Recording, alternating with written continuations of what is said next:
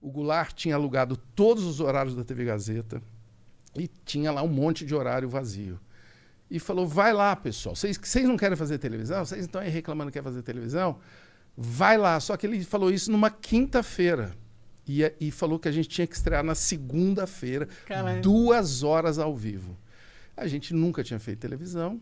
Fomos lá, deu tudo errado e por isso deu certo. Entendi. É igual vocês, é muito parecido.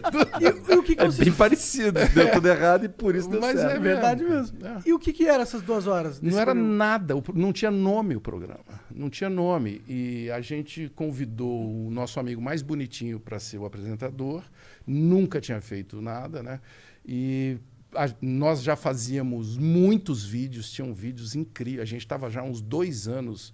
Vocês conhecem essa história, né? Você fica uns 2 anos ralando, não acontece nada, até que, enfim, alguém te abre um espaço.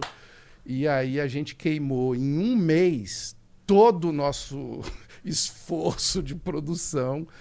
E aí é que ficou legal, porque aí a gente tinha que improvisar, tinha que inventar. Assim. E aí surgiu o Varela, por exemplo, porque eu não aparecia na frente da câmera. Eu era...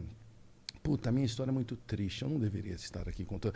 Porque eu estava fazendo engenharia na USP, na Escola Politécnica. E me encantei por aquela coisa chamada vídeo. Mas não adianta eu falar isso para vocês, porque falar vídeo no início dos anos 80 é igual falar blockchain.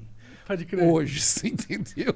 Entendi. Ninguém fazia vídeos. Nós fomos uma das primeiras produtoras de vídeo do Brasil. Que foda. Junto com várias...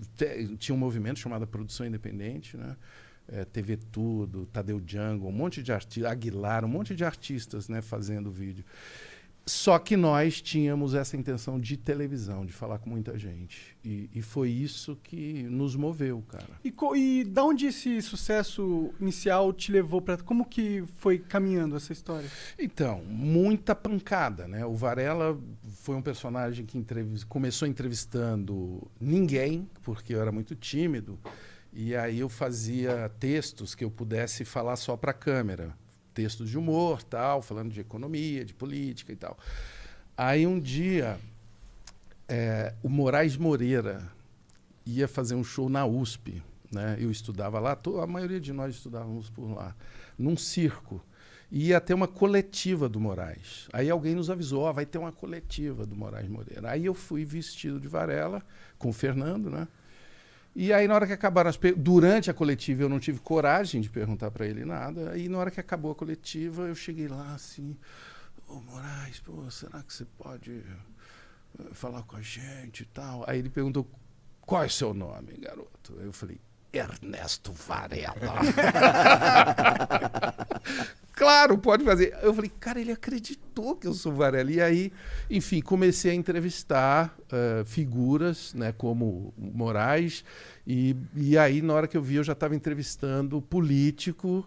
E aí o Brasil, naquela época, eu já falei, estava passando por um período de corrupção e de, obviamente, saindo de uma ditadura. Estou falando de 83, 84, 85.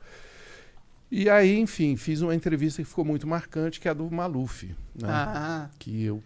Qual foi essa entrevista? É uma entrevista que ele estava se candidatando a presidente, ele queria ser presidente do Brasil, contra o Tancredo, né?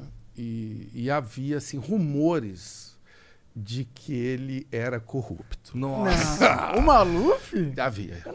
Havia rumores. E naquele dia, especificamente, era o dia do aniversário dele, né? A gente estava em Brasília e era o dia do aniversário do Maluf e um colega dele, um partidário dele, chamado Antônio Carlos Magalhães. Já ouvi falar esse nome.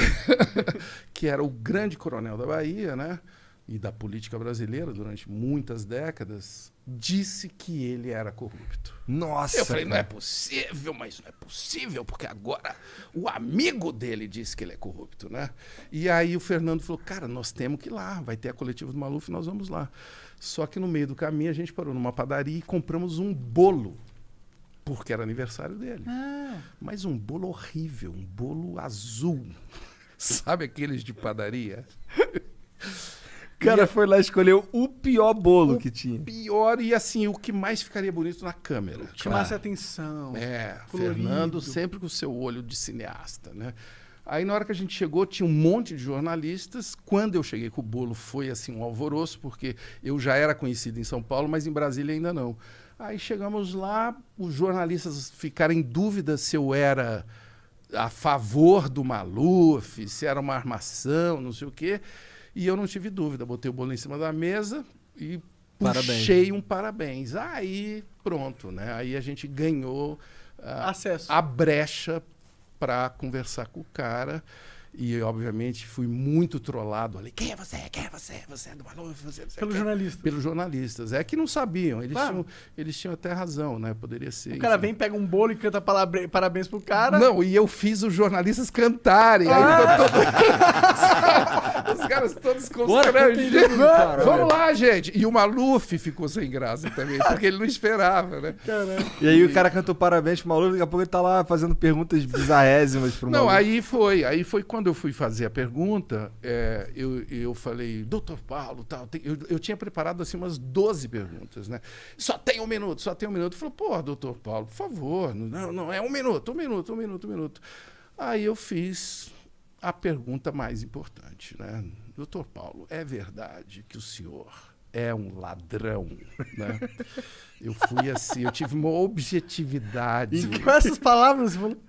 Eu falei, doutor Paulo, as pessoas dizem que o senhor é corrupto, que o senhor é ladrão. É verdade isso? E nós temos, assim, à época, ninguém fazia perguntas assim, né? Ninguém mandava real. A televisão era muito quadrada e não tinha essa guerrilha, né? Não tinha esse ambiente que nós estamos vendo aqui hoje, com vários canais, com opinião livre. Não tinha. Por isso que eu acho muito positivo e por isso que eu estou aqui. Eu acho que esse ambiente é muito importante, cara, da gente conversar papo reto e vários tipos de então, papo. eu acho que a gente acabou trazendo essa ideia desse ambiente e agora estão surgindo outros ambientes, né, com a mesma pegada de liberdade, e eu acho que isso vai catapultar em mais liberdade para a comunicação brasileira no futuro. Tomara. Já pensou a doideira? Daqui a pouco todo mundo falando exatamente o que pensa? Seria um problema, hein? Ou a solução. Eu acho que pode ser um problema se ficar numa água suja de, sabe, xingar, você é um babaca, não sei o que, sabe? Se você... Mas isso não é falar o que pensa, né? Exato. Isso aí é... Antagonizar o cara à toa. Isso é agressividade, isso aí não é expressão, né? Mas tá rolando, né?